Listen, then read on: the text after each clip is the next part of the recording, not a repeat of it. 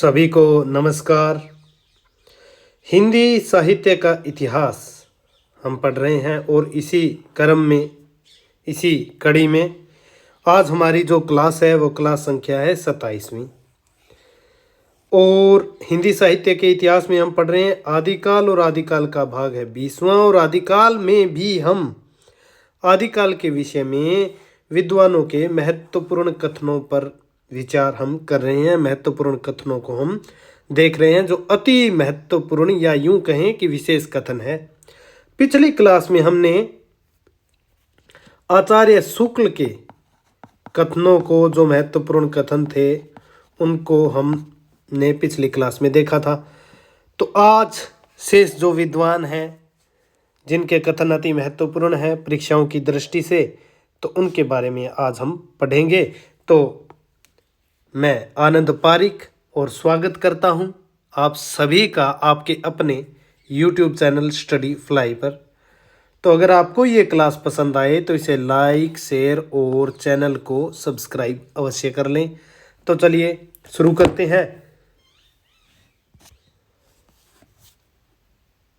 आदिकाल के विषय में सबसे पहले देखिए हजारी प्रसाद द्विवेदी के प्रसिद्ध कथनों को हम देखने जा रहे हैं। यहाँ पे डॉक्टर हजारी प्रसाद द्विवेदी का हिंदी साहित्य का आदिकाल आपको पता ही है, एक प्रसिद्ध पुस्तक है हिंदी साहित्य का आदिकाल हजारी प्रसाद द्विवेदी जी की। ये पुस्तक बिहार राष्ट्र भाषा परिषद के तत्वावधान में दिए गए 5 व्याख्यानों का संग्रह है। ये जो पुस्तक है द्विवेदी जी की, ये बिहार राष्ट्र भाषा परिषद के तत्वावधान में 5 व्याख्यान द्विवेदी जी ने दिए थे, उन्हीं का संग्रह हिंदी साहित्य का आदिकाल के रूप में जाना जाता है। तो इनका पहला कथन, और इसी में से ये कथन जो है इनके लिए गए हैं।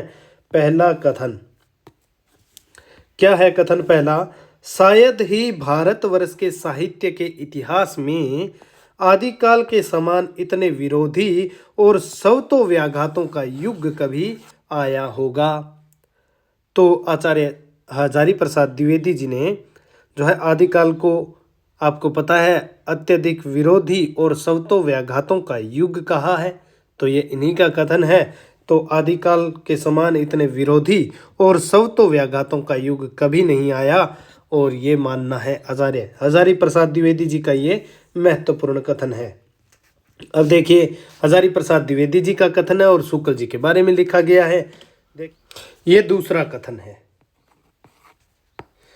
रामचंद्र शुक्ल ने शिव सिंह सेंगर के हिंदी साहित्य के इतिहास, जो 1883 ईस्वी में आपको पता ही है शिव सिंह सरोज नाम से लिखा गया था, शिव सिंह सेंगर के हिंदी साहित्य के इतिहास एवं इसके पश्चात सुप्रसिद्ध भाषा विज्ञानी डॉक्टर ग्रियर्सन के modern vernacular of northern Hindustan literature, यहाँ नहीं लिखा है, modern vernacular literature of northern Hindustan को कवि वृत्त संग्रह कहकर इनका ठीक परिचय दिया था। ऐसा कह रहे हैं द्विवेदी जी शुक्ल जी के बारे में। नागरी प्रचारणी सभा की सैकड़ों अज्ञात कवियों और ग्रंथों की खोज रिपोर्ट के आधार पर मिस्र बंधु 1913 ईस्वी में मिस्र बंधु विनोद नामक महत्वपूर्ण ग्रंथ लिखा, जो उपादेय होने के साथ साथ कवि वृत्त संग्रह भी है। तो उपादेयता है मिस्र बंधु विनोद की, और कवि वृत्त संग्रह बड़ा भारी कवि वृत्त संग्रह जिसे आचार्य शुक्ल ने कहा है। तो 1913 में मिस्र बंधु विनोद के 3 ही भाग आए थे, जो 1934 में इसका चौथा भाग जो है वो प्रकाशित हुआ था। ये दूसरा कथन हजारी प्रसाद द्विवेदी जी का। तीसरा कथन देखिए द्विवेदी जी का। चंद्रधर शर्मा गुलेरी ने नागरी प्रचारणी पत्रिका के नवीन संस्करण भाग 2 में जोर देकर बताना चाहा कि अपभ्रंश को पुरानी हिंदी कहना चाहिए। यह निबंध अब पुस्तक के रूप में नागरी प्रचारणी सभा की ओर से जो है प्रकाशित है। एक स्वतंत्र जो पुस्तककार के रूप में ये प्रकाशित है। गुलेरी जी ने हेमचंद्र के व्याकरण में उदाहरण स्वरूप आए दोहों तथा प्रबंध चिंतामणि और कुमारपाल प्रतिबोध के दोहों के आधार पर ही अपभ्रंश रचनाओं का सुंदर विवेचन किया था। हजारी प्रसाद द्विवेदी जी का ये कथन, तीसरा कथन द्विवेदी जी का। चलिए आगे देखिए चौथा कथन। 1877 ईस्वी में जर्मनी के हाल नगर से सुप्रसिद्ध भाषा शास्त्री जर्मन पंडित, पंडित से यहाँ अर्थ विद्वान, जर्मन पंडित पिसेल ने हेमचंद्र के व्याकरण का सुसंपादित संस्करण प्रकाशित किया था। अपभ्रंश भाषा के व्याकरण का यह प्रसिद्ध ग्रंथ था। किसने प्रकाशित किया? हाल नगर से जर्मन भाषा शास्त्री पंडित पिसेल ने। तो आपसे अगर पूछा जाए कि हेमचंद्र के व्याकरण का सुसंपादित संस्करण किसने निकाला, तो वो है पंडित पिसेल। जर्मन जो विद्वान है एक पिसेल, उन्होंने जर्मनी के हाल नगर से 1877 ईस्वी में। और ये कथन किसका है? हजारी प्रसाद द्विवेदी का। अगला देखिए पांचवा कथन यहाँ पे। पिसेल का मत था कि अपभ्रंश का साहित्य एकदम खो गया है। गुणे, बनर्जी, शास्त्री इत्यादि ने बहुत बाद तक इसी मत को दोहराया। पिसेल ने कहा कि जो अपभ्रंश का साहित्य है वो एकदम खो चुका है, और बाद में परवर्ती काल में गुणे, भारतीय विद्वान है गुणे, बनर्जी, शास्त्री इत्यादि ने भी बहुत बाद तक इस मत को दोहराया, पिसेल के मत को, कि जी अपभ्रंश का साहित्य जो है वो एकदम खो गया है, लेकिन बाद में मिलने लगा। ये 6 नंबर कथन है द्विवेदी जी का। पिसेल अपभ्रंश के पाणिनि हैं।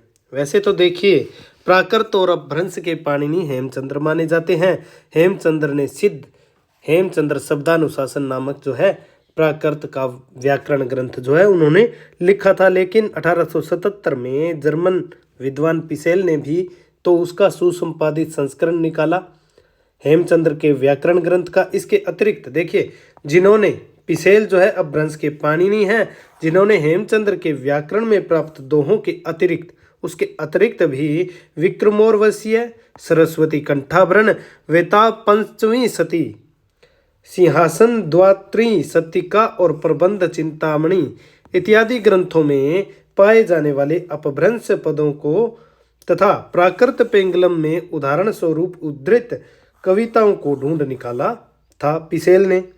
तो ये कहलाए अपभ्रंश के पाणिनि।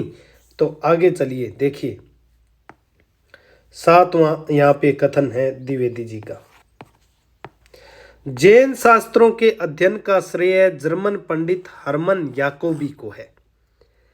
जैन जो शास्त्र हैं, जो जैन मुनियों ने लिखे, उनके अध्ययन का श्रेय सर्वप्रथम जाता है जर्मन पंडित। जर्मन पंडित से यहाँ सभी विद्वानों के लिए पंडित शब्द का उपयोग जो है द्विवेदी जी ने किया है। जर्मन पंडित हरमन याकोबी को है, जिनका आगमन हुआ 1913-14 ईस्वी में भारत में। तो जैन शास्त्रों के अध्ययन का श्रेय किसे है? जर्मन पंडित हरमन याकोबी को है, जिनका आगमन 1913-14 ईस्वी में भारत में हुआ। भविष्यत कहा धनपाल की है। अपभ्रंश काव्य इन्हें अहमदाबाद के जैन भंडार का निरीक्षण करते हुए एक साधु से तथा राजकोट के अन्य जैन मुनि से नेमिनाथ चरित मिला था। किसे? हरमन याकोबी को। अहमदाबाद के जैन भंडार का ये निरीक्षण कर रहे थे, तो एक जैन साधु से धनपाल रचित भविष्यत कहा जो अपभ्रंश काव्य है वो इन्हें प्राप्त हुआ। और जैन मुनि एक थे राजकोट के, उनसे ही इन्हें नेमिनाथ चरित्र मिला। हरमन याकोबी द्वारा संपादित भविष्य दत्त कथा का प्रकाशन म्यूनिक की रॉयल अकादमी द्वारा 1918 ईस्वी में एवं 1921 में नेमिनाथ चरित्र की एक अतः कथा क्षण कुमार चरियु का प्रकाशन हुआ। इन्होंने इसे प्रकाशित करवाया, संपादित किया भविष्य दत्त कथा को, और प्रकाशन करवाया म्यूनिक की रॉयल अकादमी से 1918 ईस्वी में। और नेमिनाथ चरित्र की एक अतः कथा, जिस नेमिनाथ चरित्र के अंदर एक कथा है, तो क्षण कुमार चरियु का इन्होंने प्रकाशन करवाया 1921 में। तो हरमन याकोबी बहुत ही महत्वपूर्ण हो जाते हैं। जैन ग्रंथों की दृष्टिकोण से, अध्ययन की दृष्टिकोण से। आगे देखिए 8वां कथन, राजस्थान में चारण काल के ग्रंथों की खोज डॉक्टर LP टेसीटरी द्वारा की गई है। हजारी प्रसाद द्विवेदी का ये कथन है, और टेसीटरी कहाँ के थे? इटली के थे। चारण काल के ग्रंथों की खोज डॉक्टर LP टेसीटोरी भी बोलते हैं, टेसीटरी द्वारा की गई। अब यहाँ पे एक बात आपके ध्यान रखने योग्य है कि सर्वाधिक चारण रचनाओं का संपादन, सर्वाधिक संपादन चारण रचनाओं का, ये देखिए किसने किया? माता प्रसाद गुप्त ने। सर्वाधिक जो चारण काल के ग्रंथों की खोज डॉक्टर LP टेसीटरी द्वारा, संपादन सर्वाधिक चारण रचनाओं का डॉक्टर माता प्रसाद गुप्त द्वारा, और सबसे ज्यादा शोध कार्य जो चारणों के साहित्य पर किया वो किया था मोतीलाल मेनारिया ने। राजस्थान में चारण काल के ग्रंथों की खोज डॉक्टर LP टेसीटोरी द्वारा की गई थी। सर्वाधिक चारण रचनाओं का संपादन जो है वो माता प्रसाद गुप्त द्वारा किया गया था। सर्वाधिक चारण साहित्य पर जो शोध किया गया वो मोतीलाल मेनारिया के द्वारा किया गया। ये कथन है हजारी प्रसाद द्विवेदी जी का, और कथन क्या है? राजस्थान में चारण काल के ग्रंथों की खोज डॉक्टर LP टेसीटरी द्वारा की गई है। आगे देखिए राजस्थान में भाटों ने, 9 नंबर कथन है, राजस्थान में भाटों ने जहां श्रृंगार रसात्मक रचनाएं की, वहीं चारणों की रचनाएं जो है वीर रसात्मक होती थी। अब भाटों और चारणों की रचनाओं में फर्क यहाँ पर द्विवेदी जी ने इंगित किया है कि भाटों की रचनाएं जो है वो आदिकाल में, भाटों की रचनाएं राजस्थान में श्रृंगार रसात्मक रचनाएं थी, और जो चारणों की रचनाएं थी वो वीर रसात्मक होती थी। अगला कथन देखिए हजारी प्रसाद द्विवेदी जी का, ढाडी जाति के द्वारा अनेक ग्रंथ लिखे गए, किंतु निम्न जाति के कारण चारण भाटों के समान राजाश्रय नहीं मिला इन्हें। इनकी कविता चारणों से भी प्राचीन है। ढाडी जाति के लोगों ने फुटकर कविताएं ज्यादा लिखी हैं। 15वीं सदी के वीरमायण नामक किसी ढाडी अज्ञात की रचना अवश्य मिली है, जिसमें वीरम जी राठौड़ का शौर्य वर्णन मिलता है। अज्ञात है रचना लेकिन मिली है, कुछ पद मिले हैं। वीरमायण नामक किसी ढाडी की ये रचना बताई जाती है। वीरम जी राठौड़ की शौर्य का इसमें वर्णन किया गया है। तो ढाडी जाति जो है वो प्राचीन थी, इनकी कविता चारणों से भी, ऐसा माना है हजारी प्रसाद द्विवेदी जी का महत्वपूर्ण कथन है। आगे चलिए देखिए 11वां कथन द्विवेदी जी का, कहा जाता है कि उदावत राठौड़ ढाडियों को आश्रय देते थे, जबकि चंपावत राठौड़ इन्हें नीची जाति का मानकर इनकी अवहेलना करते थे। राजस्थान में एक कहावत भी है, चंपा पालन चारणा उदा पालन डोम, यानी कि चंपावत जो है वो चारणों का आश्रय दाता माने जाते हैं, और उदा पालन डोम यानी कि उदा जो है वो उदावत राठौड़ जो है ढाडियों यानी कि उदा पालन डोम, तो डोम यानी ढाडियों को आश्रय देते थे। आगे चलिए ये कथन है 12वां द्विवेदी जी का, चंदबरदाई छप्पियों का राजा था।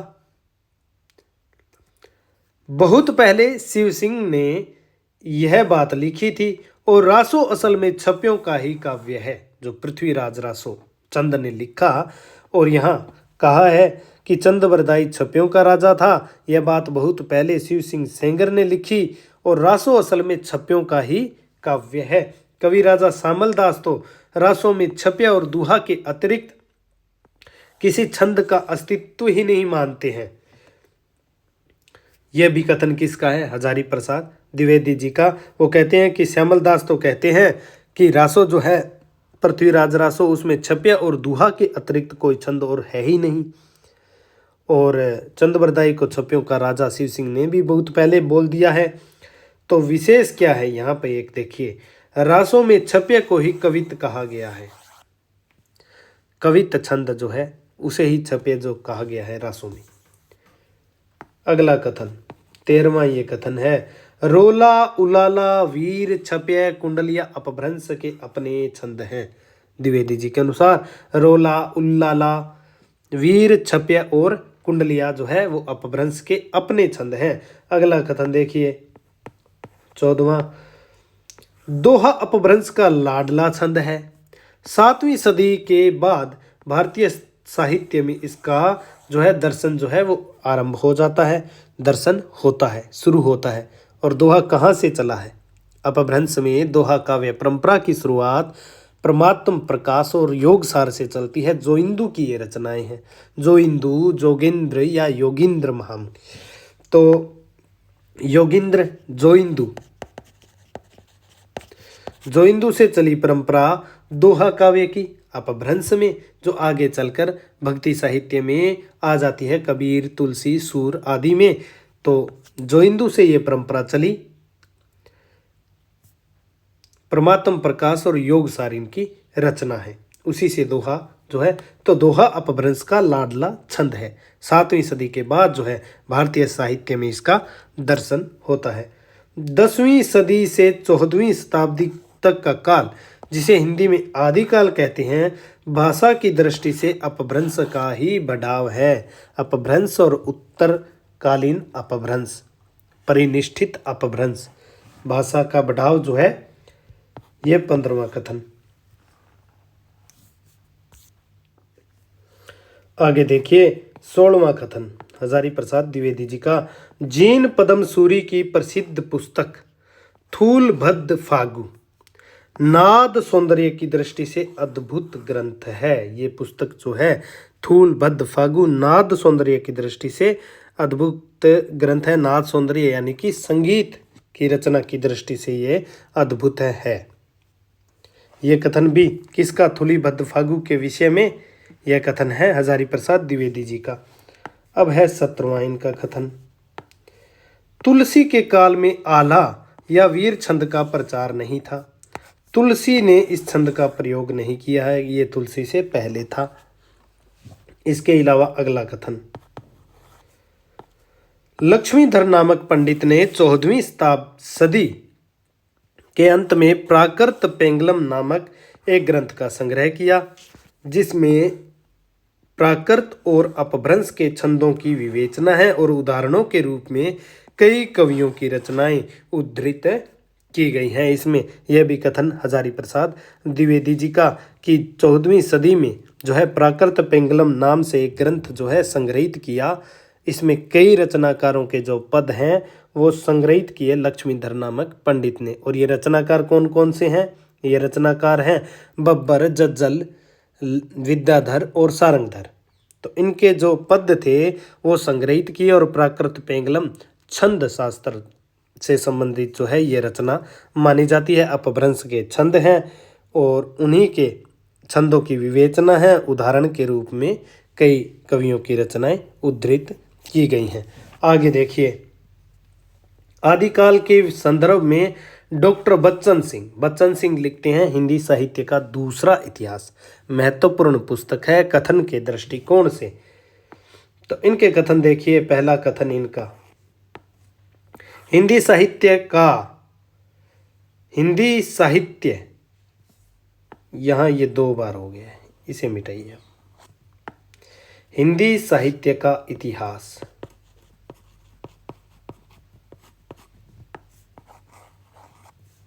हिंदी साहित्य का इतिहास हिंदी जाति का इतिहास है। ये किसने कहा है? डॉक्टर बच्चन सिंह ने। दूसरा कथन देखिए इनका, मूलतः अपभ्रंश पश्चिमी भारत की बोली थी। आभीरों यानी कि पशुपालक जो होते हैं, आभीरों के आने के बाद उस बोली में उकारतव का बाहुल्य हो गया था। ये भी कहा है बच्चन सिंह ने कि आभीरों के आने के बाद जो अपभ्रंश पश्चिम भारत की बोली थी उसमें उकारतव का बाहुल्य हो गया। तीसरा कथन, अपभ्रंश साहित्य को मोटे रूप से 3 श्रेणियों में बांटा जा सकता है, सिद्ध काव्य, जैन काव्य, बौद्ध जैनेतर काव्य के रूप में। आगे देखिए इनके कथन। चौथा कथन है ये, तांत्रिक साधना सिद्धों का आविष्कार नहीं थी। जो तांत्रिक साधना थी वो सिद्धों का आविष्कार नहीं थी, वह बौद्धों, शैवों और वैष्णवों में समान रूप से फैली हुई थी। इसलिए जो तांत्रिक साधना है वो सिद्धों का आविष्कार नहीं थी। यह माना है बच्चन सिंह ने। पांचवा कथन बच्चन सिंह का, बौद्ध सिद्धों की साहित्यिकता जो है वो संदिग्ध है। उन्होंने अनेक धर्मों के कर्म कांडों का उचित विरोध किया, किंतु स्वयं जो है ऐसे कर्म कांडों की सृष्टि की जो और भी ग्रहित यानी कि त्यागने योग्य थे और त्याज्य थे। ऐसे कर्म कांडों की उन्होंने स्वयं ने सृष्टि की और दूसरों के जो धर्मों के कर्म कांड है उनका उचित विरोध किया और उनसे भी ज़्यादा जो त्यागने योग्य जो कर्म कांड है उनकी उन्होंने स्वयं ने सृष्टि कर दी। तो इसीलिए बौद्ध और सिद्ध जो साहित्य है, साहित्यिकता उसकी जो है वो संदिग्ध मानी है डॉक्टर बच्चन सिंह ने। बौद्ध सिद्ध निरीश्वरवादी थे। अगला कथन है, बौद्ध सिद्ध जो थे वो निरीश्वरवादी थे, तो नाथ सिद्ध जो थे वो ईश्वरवादी। इसलिए वे धर्मप्राण जनता की आस्तिक विचारधारा से जुड़ गए, एकदम नज़दीक तक जुड़ गए, क्योंकि वो ईश्वरवादी थे और वो मुसलमानों से भी जुड़ गए। यह माना है बच्चन सिंह ने। काव्य रूपों के इस परिग्रहण से पता चलता है कि हिंदी की परंपरा मुख्यतः बौद्ध सिद्धों व जैन मुनियों से प्रभावित है। आठवां कथन देखिए, कबीर में जो उलट बांसियां और सूर में दृष्टिकूट दिखाई देते हैं वे चर्या पदों में पहले से ही विद्यमान है। उल्ट बांसियां जिनका उल्टा अर्थ समझ में ना है, ठाडा सिंह चरावे गाई, पहले पूत पीछे भई माई, चेले के गुरु लागे पाई। तो इस तरीके से जो उल्ट बांसियां हैं वो, और सुर में दृष्टिकूट पद जिनके दोहरे अर्थ हों वे पद जो है वो सूर और कबीर से पहले, कबीर की तो उल्ट बांसियां प्रसिद्ध है, सूर के दृष्टिकूट पद हैं, तो इनसे पहले ये पद जो हैं वो विद्यमान है चर्या पदों में। चर्या पद जो रचनाएं हैं वो सिद्धों की रचनाएं हैं। चलिए आगे देखिए। अब रामस्वरूप चतुर्वेदी जी के कुछ कथन हम देख लेते हैं। ज़्यादा तो महत्वपूर्ण इनके कथन नहीं है, क्योंकि इन्होंने शुक्ल जी और द्विवेदी जी वाले कथनों को ही ज़्यादा कोट किया है। तो हिंदी क्षेत्र की व्यापकता का वास्तविक प्रमाण या तो आदिकाल में मिलता है या आधुनिक काल में। भक्ति काल और रीति काल के जो क्षेत्र है वो अपेक्षाकृत जो है सिमट गया है। तो हिंदी क्षेत्र की व्यापकता जो व्यापक, क्योंकि आदिकाल के अंदर वीरगाथात्मक, श्रृंगारिक, भक्तिप्रक जो सिद्ध और नाथ साहित्य है, जैन साहित्य है, चरित्र काव्य लिखे गए हैं। तो ये जो विविध जो प्रवृत्तियों से युक्त काव्य लिखा गया वो तो लिखा गया आदिकाल में। भक्ति काल में ज़्यादातर भक्ति युक्त काव्य लिखा गया, रीति काल में सारा रीति का काव्य लिखा गया। तो आदिकाल में हिंदी क्षेत्र की व्यापकता का जो वास्तविक प्रमाण जो हमें मिलता है वो कहाँ मिलता है, आदिकाल में। और भक्ति काल और रीति काल में जो है इसका क्षेत्र अपेक्षा करते सिमट गया है। अगला कथन देखिए रामस्वरूप चतुर्वेदी जी का, रासो या रासऊ काव्य मूलतः रस कथाएं हैं, वीर या अन्य किसी एक रस से अनिवार्यतः संबद्ध ये नहीं है। तो रासो या रासऊ जो काव्य है वो मूलतः कैसा है, रस कथाएं हैं, और रस से ही रासो यहाँ मान लिया गया है। वीर या अन्य किसी एक रस से अनिवार्यतः संबद्ध नहीं है। इससे संबंधित आगे भी मैं आपको कथन दिखाऊंगा। देखिए आदिकालीन साहित्य में वैविध्य जो है वो भरपूर है, विषयों का, काव्य रूपों का, काव्य भाषा के आधार रूपों का, और इसीलिए इन्होंने कहा कि हिंदी क्षेत्र की जो व्यापकता का वास्तविक प्रमाण जो है वो आदिकाल में मिलता है या आधुनिक काल में वो मिलता है। आधुनिक काल में भी बहुत सा वैसा ही साहित्य रचा गया। तो देखिए आदिकालीन साहित्य जो है साहित्य में वैविध्य बहुत है, विषयों का वैविध्य है, भिन्न भिन्न विषयों पर काव्य रूप भी भिन्न भिन्न है, काव्य भाषा के आधार रूपों का ये वैविध्य विद्यमान है आदिकालीन साहित्य में। आदिकाल के अंतर्गत रासो और जैन साहित्य पंछा का है। पछा यानी कि पश्चिम का, सिद्धों की वाणी और फिर विद्यापति पूर्वी क्षेत्र के हैं, और नाथ साहित्य तो समूचे उत्तर भारत के एक बहुत बड़े भाग में फैला हुआ है, शायद इसलिए कि वे घुमंतु परिवर्ती के थे। तो आदिकालीन जो साहित्य है उसमें जैन तो पश्चिम का बताया इन्होंने, सिद्धों की वाणी और फिर विद्यापति पूर्वी क्षेत्र के बता दिए गए हैं। नाथ साहित्य समूचे उत्तर भारत में फैला और उसका कारण शायद ये कि वो घुमंतु परिवर्ती के थे। किसी साहित्य के आरंभ की पहचान वहां से की जा सकती है जहां वह धार्मिक कर्मकांड और रहस्य भावना से क्रमशः उन्मुक्त हो रहा है। वहीं से हम उस साहित्य की जो है पहचान मानते हैं कि वो धार्मिक कर्मकांड और रहस्य भावना से उन्मुक्त यानी कि आज़ाद हो रहा हो। आदिकालीन कवि धार्मिकता और ऐहिकता, वीर और श्रृंगार, ईश्वरत्व और मनुष्यत्व के द्वंद्वों का समाहार करने में संलग्न दिखाई देता है।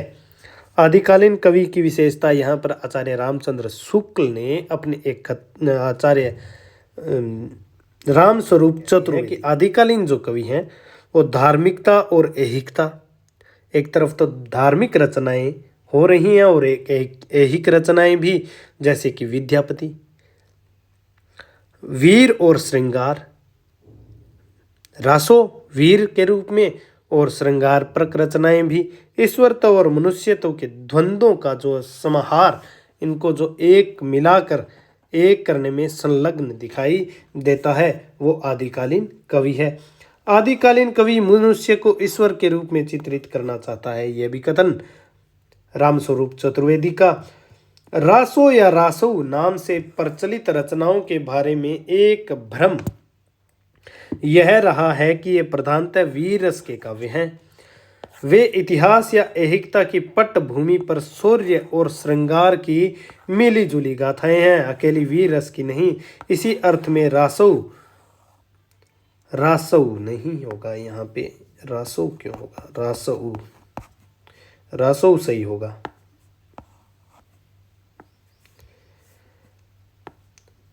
इसी अर्थ में रासौ जो है वो मूलतः रस कथा है। रासो या रासो नाम से प्रचलित रचनाओं के बारे में रामस्वरूप चतुर्वेदी जी कहते हैं कि एक भ्रम यह रहा है कि ये वे प्रधानतः जो है वीर रस के काव्य हैं। ऐसा माना जाता है कि वे वीर रस के ही काव्य हैं रासो जो है, इसलिए वे इतिहास या ऐहिकता की पटभूमि पर शौर्य, ऐसी बात नहीं है कि वो वीर रस काव्य हैं, वे शौर्य और श्रृंगार की जो है मिली जुली गाथाएं हैं। इसी अर्थ में रासौ मूलतः जो है रस कथा है, रस हो जिसमें, तो ये शौर्य और श्रृंगार दोनों की मिली जुली गाथाएं मानी है। पुरुष का कर्म क्षेत्र में असंयम जीवन में कैसी विषमताएं उत्पन्न करता है, इसका चित्रण पृथ्वीराज रासौ का उपजीव्य है, यानी कि आधार है। मनुष्य पुरुष का जो कर्म क्षेत्र में है असंयम, जो उसके अपने कर्म क्षेत्र में असंयम जीवन में बहुत सारी विषमताएं उत्पन्न करता है, और इसी को आधार लेकर लिखा गया है पृथ्वीराज रासौ। पृथ्वीराज की वीरता चमत्कृत करती है तो विलासिता उतनी ही संकुचित करती है। बिसल रासौ में भी नारी के वाणी संबंधी असंयम का जो है चित्रण है। नालय कवि कहता है,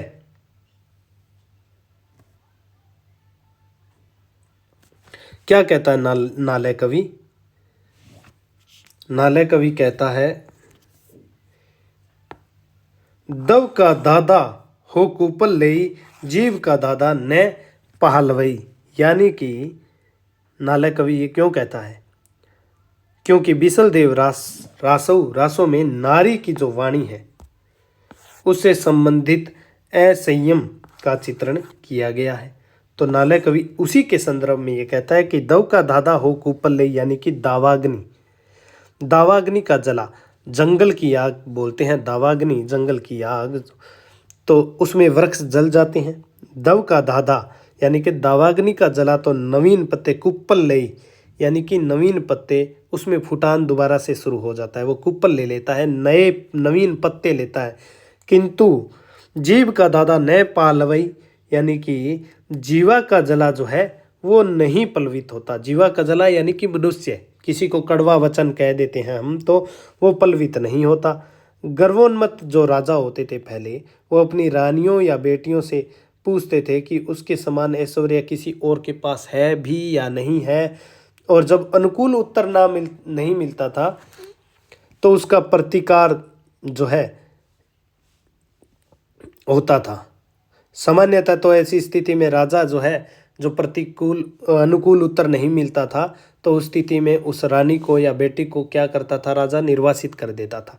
लेकिन बिसलदेव रासो में अपनी पत्नी से, ये राजमती से कठोर वचन सुनकर जो है बिसलदेव स्वयं जो है निर्वासन ले लेता है, स्वयं रूठ कर चला जाता है। कहाँ चला जाता है? उड़ीसा। तो उसी के विषय में यह कहा है। तो असंयम का चित्रण है यहाँ, जो वाणी का असंयम है वहाँ जीवन में असंयम है पृथ्वीराज के। श्रृंगार के साथ वीर का मिश्रण यदि पश्चिम की कथा काव्यों में है, तो श्रृंगार के साथ भक्ति का मिश्रण है पूर्व के विद्यापति के पदों में। तो बिल्कुल सिंपल कथन है। पृथ्वीराज रासों में पाठ और बिसलदेव रास में गेय शैली है। पृथ्वीराज रासों में क्या है? पाठ शैली, और बिसलदेव रास में गेय शैली का प्रयोग हुआ है। बिसलदेव रास के आरंभ में राग केदार का निर्देश कर दिया गया है, जो रचना की कोमल, करुण और श्रृंगारिक प्रकृति के अनुरूप है। ये कथन भी रामस्वरूप चतुर्वेदी जी का। तो अब हम देख लेते हैं रामकुमार वर्मा के कथन आदिकाल के विषय में महत्वपूर्ण कथनों में। आदिकालीन साहित्य में सर्वाधिक सरसता जहाँ लौकिक साहित्य में परिलक्षित होती है, वहीं सर्वाधिक जो शुष्कता है नाथ साहित्य में। डॉक्टर रामकुमार वर्मा का ये कथन है कि जो आदिकालीन साहित्य है उसमें सर्वाधिक जो सरसता है वो लौकिक साहित्य में है, और जो सर्वाधिक शुष्कता है वो नाथ साहित्य में, वो नीरस साहित्य है। और शायद इसी को इंगित करके तुलसीदास ने भी कहा कि गोरख जगायो जोग और भक्ति भगायो लोग। इसी नीरसता के कारण जो है। तो डॉक्टर रामकुमार वर्मा का अगला कथन देखिए। आदिकालीन साहित्य जो है परस्पर अंतर विरोधों का साहित्य है। यह कहा है डॉक्टर रामकुमार वर्मा ने। आदिकालीन साहित्य परस्पर अंतर विरोधों का साहित्य है, और इसी को अत्यधिक विरोधी और सवतो व्याघातों का काल कहा है हजारी प्रसाद द्विवेदी जी ने। तो ये कथन भी मेल खाते हैं द्विवेदी जी का और डॉक्टर रामकुमार वर्मा का। आदिकालीन साहित्य में अगला कथन देखिए, और ये कथन है विश्वनाथ प्रसाद मिश्र का। महत्वपूर्ण कथन है। डॉक्टर रामकुमार वर्मा के दो कथन महत्वपूर्ण थे, बाकी कथन तो हम जो विभिन्न क्लासेज हमने पढ़ी हैं उनमें हमने साथ के साथ देख ही लिए हैं।